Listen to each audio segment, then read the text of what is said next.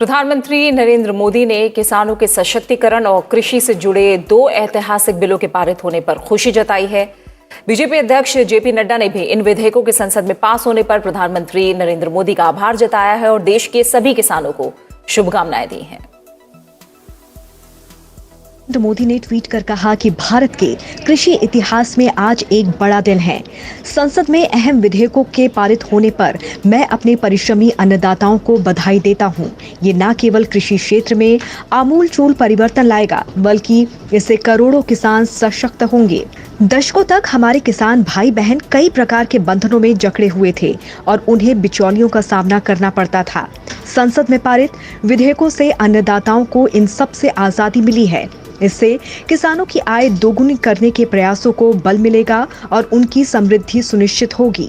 हमारे कृषि क्षेत्र को आधुनिकतम तकनीक की तत्काल जरूरत है, क्योंकि इससे मेहनतकश किसानों को मदद मिलेगी। अब इन बिलों के पास होने से हमारे किसानों की पहुंच भविष्य की टेक्नोलॉजी तक आसान होगी। इससे न केवल उपज बढ़ेगी, बल्कि बेहतर परिणाम सामने आएंगे। यह एक स्वागत योग्य कदम है।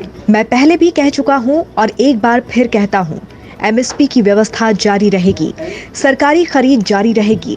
हम यहाँ अपने किसानों की सेवा के लिए हैं। हम अन्नदाताओं की सहायता के लिए हर संभव प्रयास करेंगे और उनकी आने वाली पीढ़ियों के लिए बेहतर जीवन सुनिश्चित करेंगे।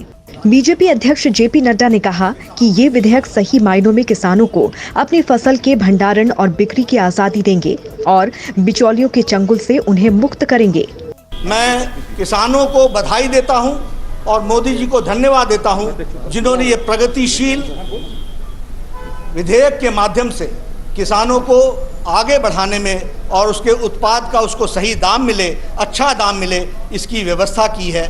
और पुराने कानून के तहत जिस तरीके से किसान को जकड़ा गया था, उससे उसको आज़ाद कराया है। इसके लिए मैं बधाई देता हूं और देश आगे बढ़ेगा, किसानों को ये मौका मिलेगा। कृषि सुधार के लिहाज से ये दोनों विधेयक काफी अहम हैं।